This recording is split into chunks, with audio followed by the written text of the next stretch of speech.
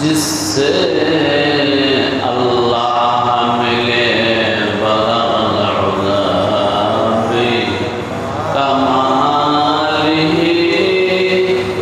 कशफ़द्दुजा बिजमालिही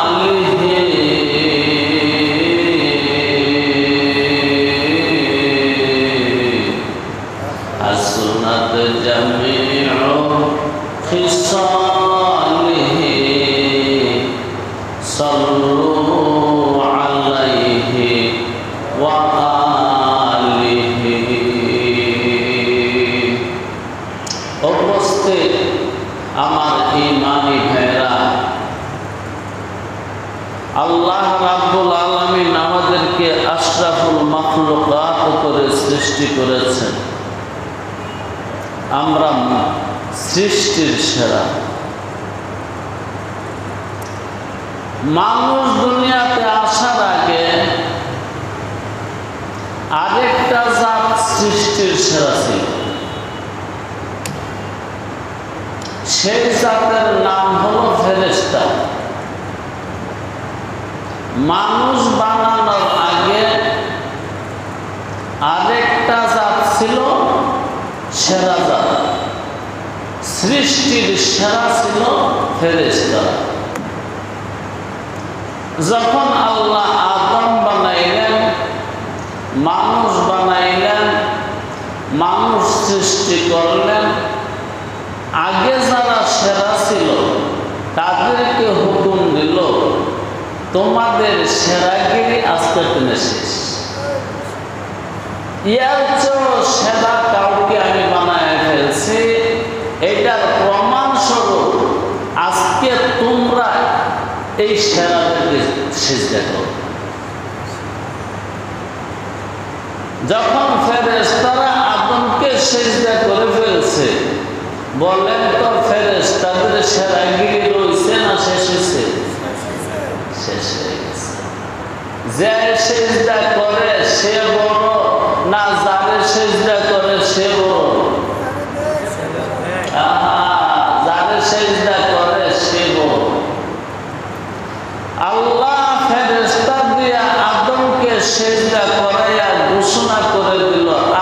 মাটিতে তোমরা সেরা না, সেরা হলো এই মাটির।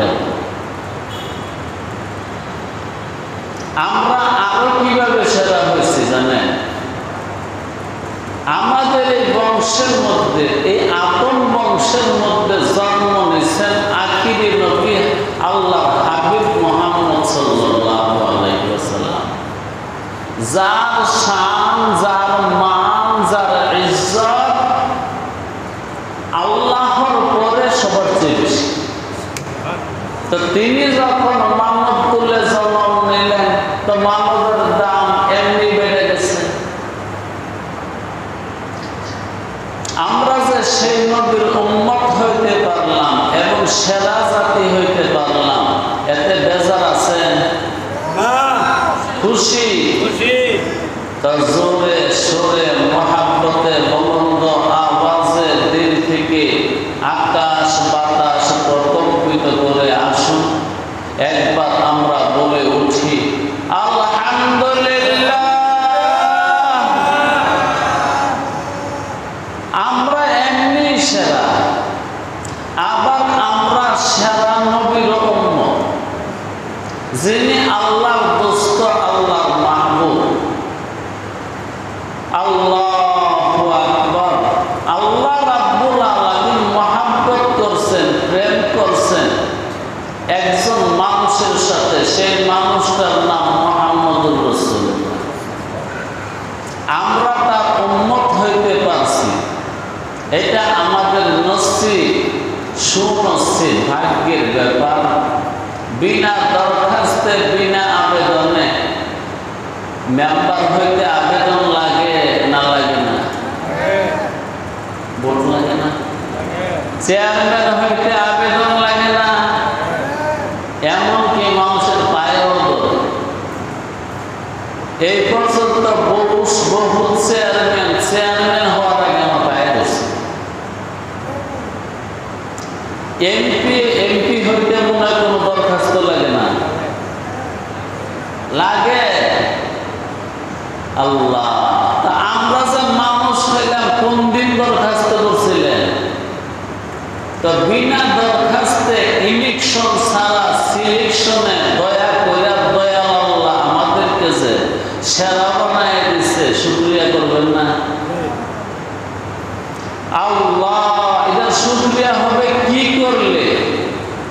এটার শুকরিয়া হবে যার উম্মত হইতে পারছি তার অনুসরণ করলে।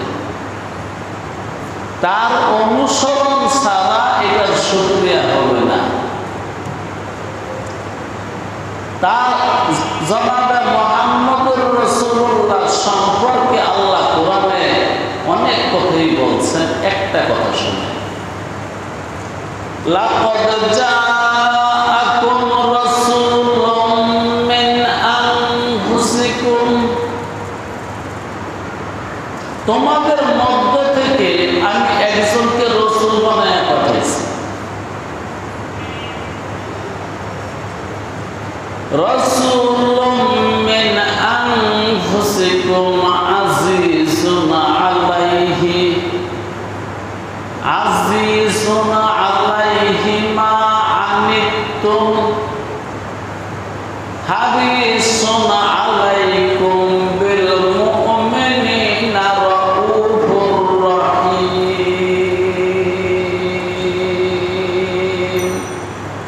এই মানুষটা আমার হাবিব মুহাম্মদুর রাসূলুল্লাহ কি চায় জানো? সে চায় তোমাদেরকে সঠিক পথে, জান্নাতের পথে তুলে তিনি রাহবরি করে, তিনি পথ দেখাইয়া, দয়া করে, মায়া করে, আল্লাহর কাছে সুপারিশ করে তোমাদেরকে জান্নাতে নিবে। এখানে রাসূলের দুইটা গুণ বয়ান করছে, রউফুন রহিমুন। তোমাদের নবী রউফ আর রহিম, অর্থাৎ অত্যন্ত নরম মনের মানুষ, খুব শক্ত মনের মানুষ না। তাই তিনি হলেন রহমাতাল লিল আলামিন, সমস্ত জগৎবাসীর জন্য রহমত। শুধু আমার জন্য না, আপনার জন্য না, আমরা যারা মুসলমান হয়েছি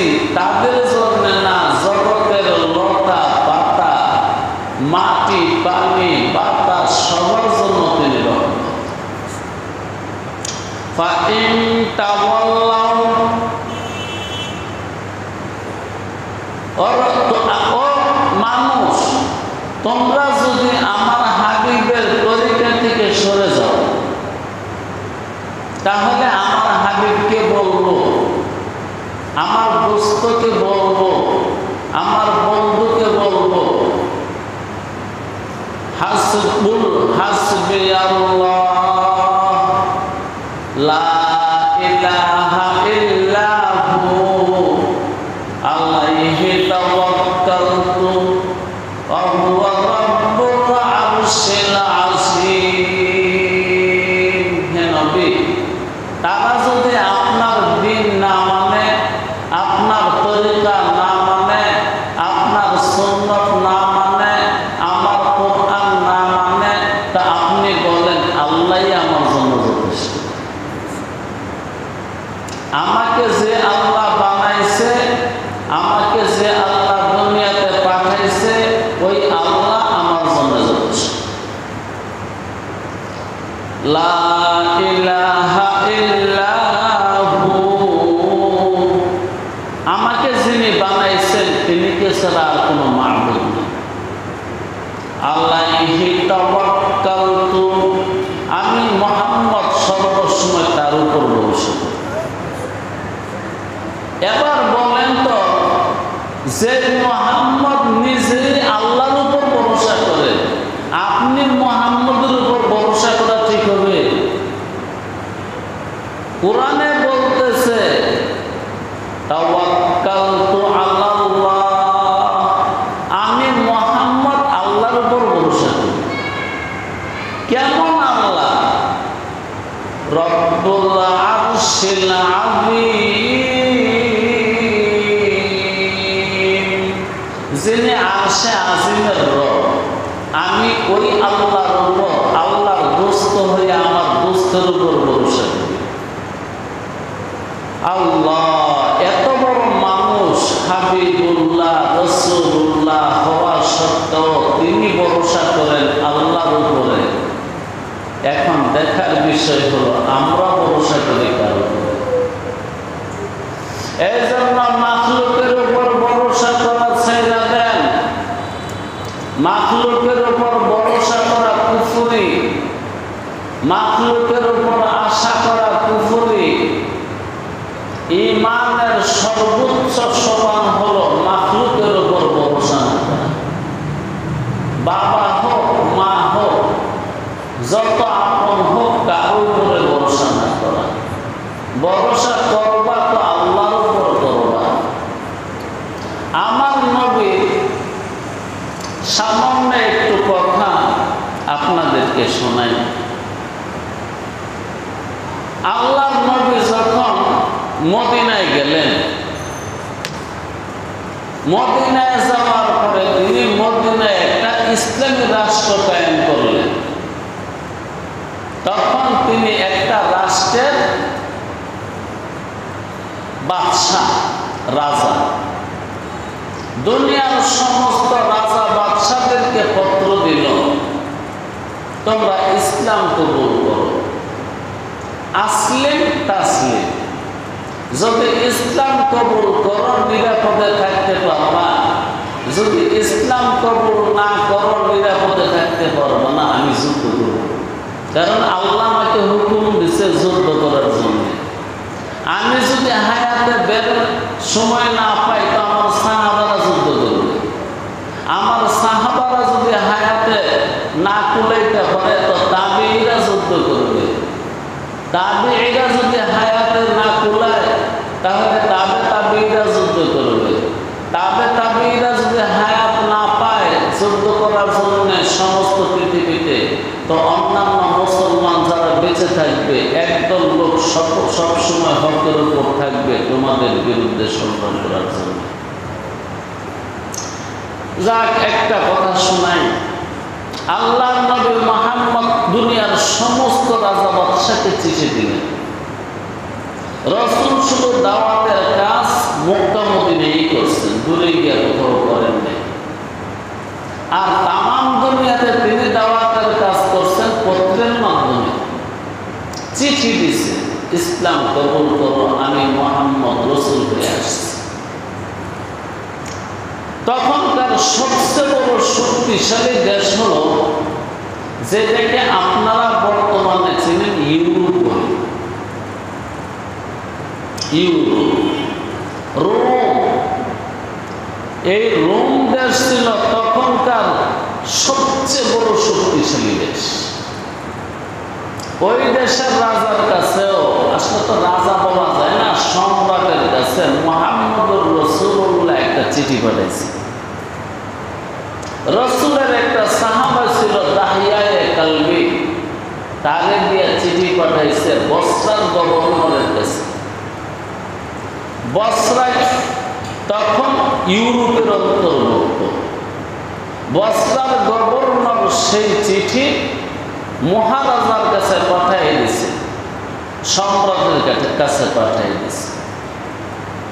ইউরোপের সম্রাট, সেই রোম রাজ্যের সম্রাট যখন পত্র হাতে পাইল, পত্র হাতে পাইয়া সম্রাট বলল তার বাহিনীকে, পুলিশ বাহিনীকে, আচ্ছা যে মানুষটা পত্র পাঠাইছে আরব দেশ থেকে, তোমরা একটু খুঁজা দেখো তো আমাদের দেশে তার দেশের কোনো মানুষ আসেনি। ওই সময় আরব দেশের অনেক মানুষ ব্যবসা করার জন্য, বাণিজ্য করার জন্য ওই রোম দেশে যাইত, শাম দেশে যাইত, ইউরোপে যাইত। ভাই বাড়ির কাছে না, মক্কা থেকে ইউরোপ ৬,০০০ কিলোমিটার করে পায়ে হাইটে যাইত, উট দিয়া যাইত, গোড়া দিয়া যাইত। কয় হাজার কিলোমিটার? ৬,০০০ কিলোমিটার। বাংলাদেশ থেকে সৌদি আরব যে দূর দূরই, সৌদি আরব থেকে রোম আবার এতটুকু দূর। তারা ব্যবসা করার জন্য ওই দেশে যাইত। তা পুলিশ লাগাই দিছে, গোয়েন্দা লাগাই দিছে, দেখো তো যে মানুষটা মুহাম্মদ নাম আরব দেশ থেকে আমার কাছে পত্র পাঠাইছে, তার দেশে কোনো মানুষ আমার রাজ্যে আসেনি বা আমাদের এই শহরে আসেনি। পুলিশ গোয়েন্দারা খুঁজতে খুঁজতে অনেকগুলো মানুষ পেল এবং তাদেরকে রাজদরবারে নিয়ে গেল। রাজা তাদেরকে সিংহাসনের সামনে বসাই, রাজা তার রাজাসনে বসে রইল। তারপরে জিজ্ঞাসা করল, তোমরা কি আরব দেশের মানুষ? হ্যাঁ, আরব দেশের মানুষ। তোমরা কি মুহাম্মদকে চিনো, যে মানুষটা রসুল হওয়ার দাবি করে? হ্যাঁ, চিনি। তখন সম্রাট জিজ্ঞাসা করল, সবচেয়ে কাছের মানুষকে? ওইখানে ছিল রসুলের চাচা আবু সুফিয়ান। আবু সুফিয়ান বলল, সম্রাট আমি সবচেয়ে কাছের মানুষ। যে মানুষটা মুহাম্মদ ইবনে আব্দুল্লাহ ইবনে আব্দুল মুত্তালিব ইবনে হাশিম, ওই মানুষটা আমার ভাতিজা। তোমার ভাতিজা? হ্যাঁ, তুমি সন্ন্যাস। সামনে বসায়া সমস্ত লোকদেরকে বলবো, তোমরা খেয়াল রাখবা, তারে কিছু প্রশ্ন করবো, সে প্রশ্নের উত্তর সত্য দেয় না মিথ্যা দেয়, তোমরা খেয়াল রাখবা। বাস আবু সুফিয়ানকে সামনে বসায়া রোম সম্রাট জিজ্ঞাসা করলো, ইউরোপের সম্রাট জিজ্ঞাসা করলো, তোমাদের দেশে যে মানুষটা নবুয়তের দাবি করছে, বলো তো তার বংশ কেমন?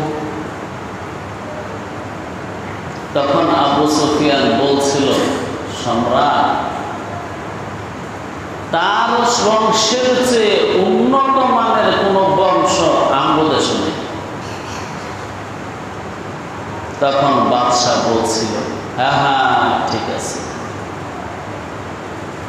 নবীরা সবসময় সবচেয়ে সেরা বংশের মধ্যে জন্ম নেয়। এই কথাটা তৌরাতে লেখা আছে, কারণ ওই রাজা ছিল তৌরাতের আলেম, না ইনজিলের আলেম, ইনজিলের আলেম, সম্রাট কিন্তু আলেম ছিল। তারপরে জিজ্ঞাসা করলো, আচ্ছা যে মানুষটা নবুয়তের দাবি করে তার বাপদাদারা কি রাজা ছিল? আবু সুফিয়ান বলে, না, তার বাপদাদারা রাজা ছিল না।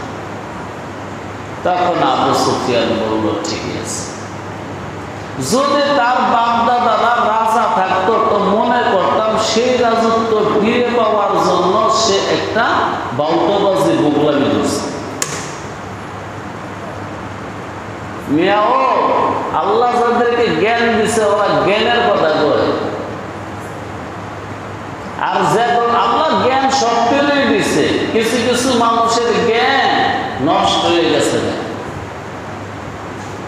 জ্ঞানী মানুষ দুনিয়াতে কম।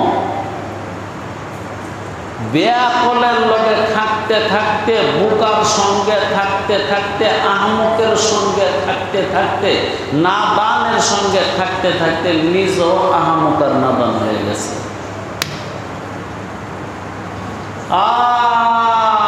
আল্লাহ সবাইকে জ্ঞান দিচ্ছে, কেউ জ্ঞানটাকে শুদ্ধ রাখছে আর কেউ জ্ঞানটাকে নষ্ট বানিয়ে দিচ্ছে। যাক, বলতেছিলাম ওই রোম রাজার কথা। রোম রাজা আবার জিজ্ঞাসা করলো, আচ্ছা তোমাদের দেশে আগে কি এমন নবুয়তের কেউ দাবি করছি? আবু সুফিয়ান বলল, না, এমন দাবি আমাদের দেশে কোনো দিন কেউ করেনি। বাদশাহ বলল, ঠিক আছে, যদি আগে কেউ এমন দাবি করতো তো আমি মনে করতাম ওর দেখা দেখি করছে। আবার রোম রাজা জিগায়, আচ্ছা ওই মানুষটার ভক্ত যারা হয় তারা কি ধনী না গরিব? আবু সুফিয়ান কয়, রাজা মুহাম্মদের অনুসারী গরিব বেশি, ধনী কম। তখন আবু সুফিয়ান কয়, ঠিক আছে, ইনজিলে এমনই লেখা আছে নবীরা যুগে যুগে আসার পরে নবীদের যারা অনুসরণ করছে তারা ছিল গরিব মানুষ।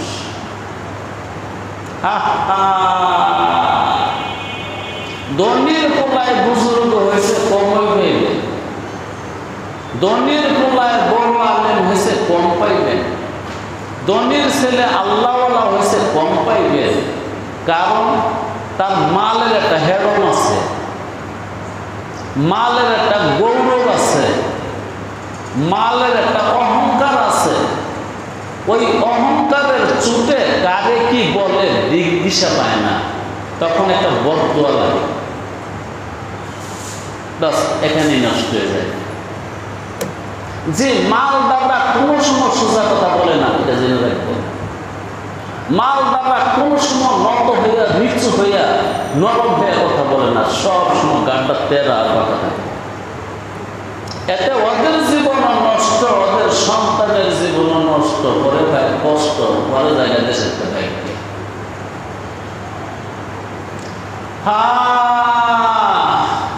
আবু সুফিয়ান, মুহাম্মদের ভক্তরা ধনী না গরিব? আবু সুফিয়ান কয়, মহারাজ তার ভক্তের সংখ্যা গরিব বেশি। এইটাই ঠিক আছে। যুগে যুগে নবী রাসূলদের অনুসরণ দুর্বল হয়ে করছে, সবলরা না।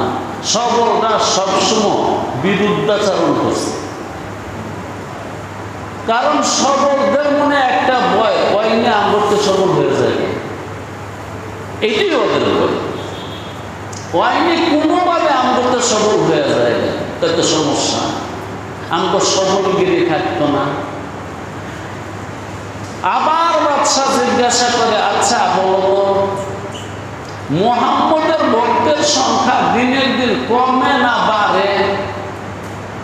আবু সুফিয়ান কয়, মহারাজ দিনের দিন বাড়ে। ঠিক আছে, ইমান এরকম। ইমানের ঝলক দিনের দিন ছড়ায়, তাদের আচার আচরণ খুব নরম থাকে, ভালো থাকে। এই জন্য দিনের দিন তাদের বন্ধুর সংখ্যা, সাহাবার সংখ্যা, ভক্তের সংখ্যা বাড়ে। আল্লাহ বাদশাহ আবার জিজ্ঞাসা, আচ্ছা এই পর্যন্ত যারা ইসলাম কবুল করছে, মুহাম্মদের ধর্ম কবুল করছে, কেউ কি ধর্ম ছাইরা দিয়া আগের ধর্মের মধ্যে গেছে? আবু সুফিয়ান তো এই পর্যন্ত দেখিনি যে ইসলাম কবুল করার পরে মায়ের যুগের চোটে অথবা গালি গালাজের চোটে ধর্ম ছাইরা দিছে মুহাম্মদের, এগুলো দেখিনি। এই তো এটার নামে ঈমান। ঈমান যার ভিতরে ঢুকছে, দুনিয়ার প্রভাব, দুনিয়ার মারধরে, দুনিয়ার গালিগালাজে তাকে ঈমান থেকে সরাইতে পারে না। আচ্ছা তোমার আরেকটা প্রশ্ন করি, মুহাম্মদ কি তোমাদের সাথে যুদ্ধ করছে? কাহা যুদ্ধ করছে।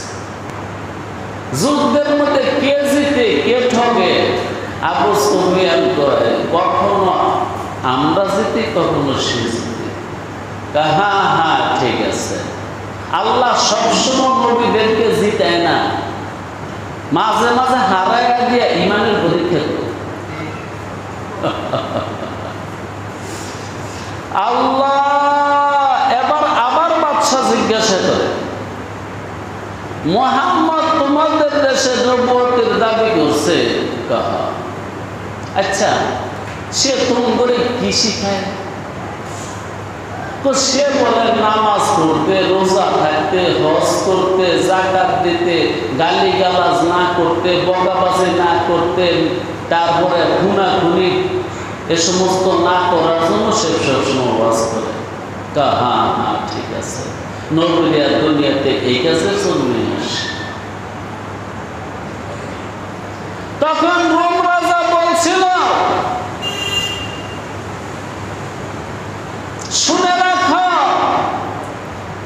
ও আরবের মানুষেরা, শুনে রাখো ও আমার দরবারি লোকেরা, তোমরাও শুনে রাখো, তার ইসলাম, তার রাজত্ব আমি যেই চেয়ারে বসা আমার এই পায়ের গোলা পর্যন্ত এসে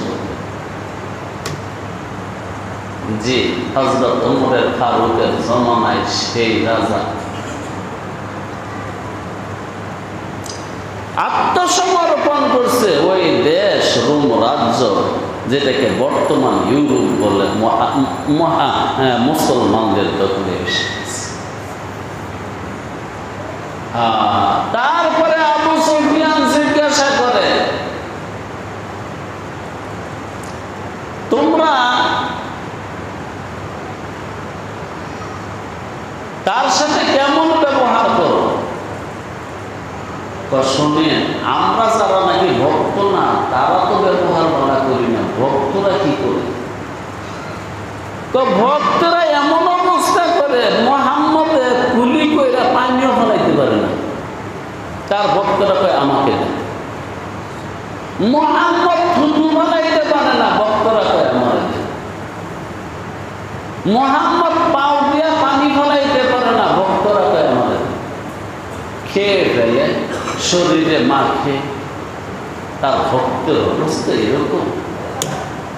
তখন রোম রাজা বলছিল, আমিও সাক্ষী দিলাম সে সত্য,